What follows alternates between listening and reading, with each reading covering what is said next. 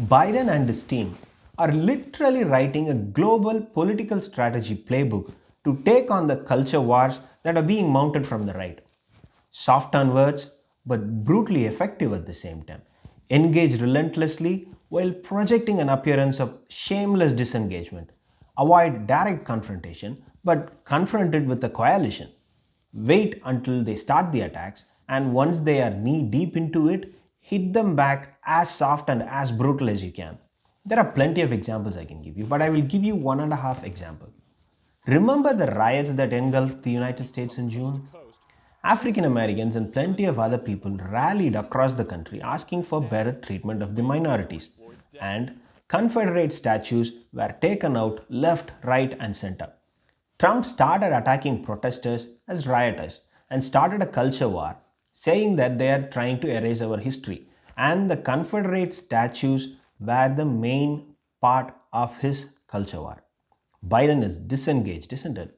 When a reporter asked him about the statues, Biden responded with this. Who strongly supported secession and maintains the maintenance of slavery and going to war to do it. I think those statues belong in museums. They don't belong in public places. Biden wants the statues to be moved to the museum. Not only in this interview, Biden actually kept repeating that museum line quite a few times. When I watched his interview back during that time, it did not ring a bell, but after some time, most of the reporters, including me, realized Biden landed a subtle but a very effective jab at the president without even naming him.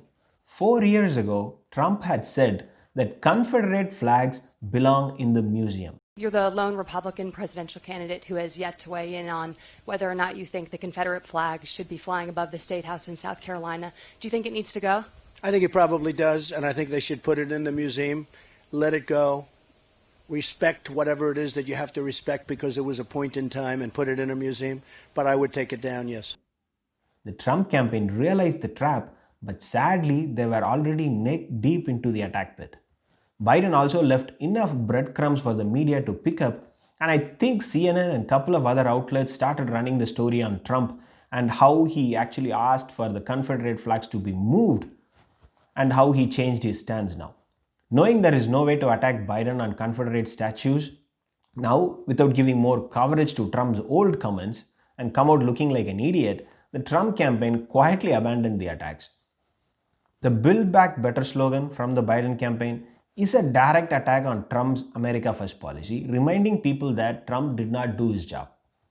At the time of Build Back Better campaign policy release, I think it was done in Philadelphia, I believe, the Trump campaign took the bait and accused Biden of copying their policy, funneling more media coverage towards Biden's policy. End result, Trump campaign totally avoided talking about America First economic agenda this year. There wasn't a single rally I can remember where Trump touched on his America First economic agenda. Biden never really engages Trumpism directly. Instead, he will run around it. Most often, it will look like he is not even in the game. But if you look closely, he would have not only punctured the attack, but he would have sent a subtle message that trapped the attacker with his own attack lines. These things may have gone unnoticed in the hustle and bustle of election politics, but for political analysts like me, we live for this.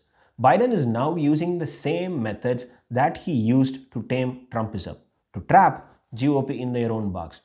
Today, in a discussion with Jake from CNN, Biden did come in well prepared. He knew the numbers, knew he will ask about schools, and more importantly, Biden blew a whole wedge into the GOP's ongoing plan in turning the mask into a culture war.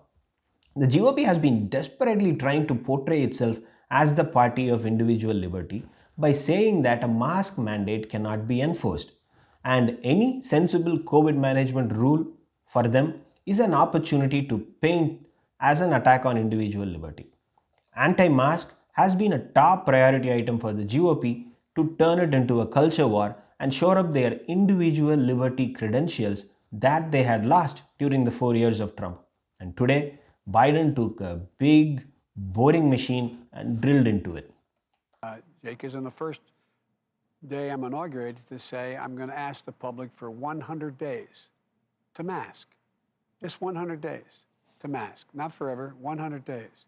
And I think we'll see a significant reduction if we occur that, if that occurs with vaccinations and masking to drive down the numbers considerably. Let us do a quick focus group test now. Tell me 2 words you heard from what Biden said. Not a sentence. You have to say just 2 words. Listen to it one more time. Jake, is on the first day I'm inaugurated to say I'm going to ask the public for 100 days to mask. 2 words? Most of us would have said either 100 days or 100 masks. 100 days is the catch phrase here. By setting up a timeline, Biden is sending a message that the pandemic will be over in 100 days.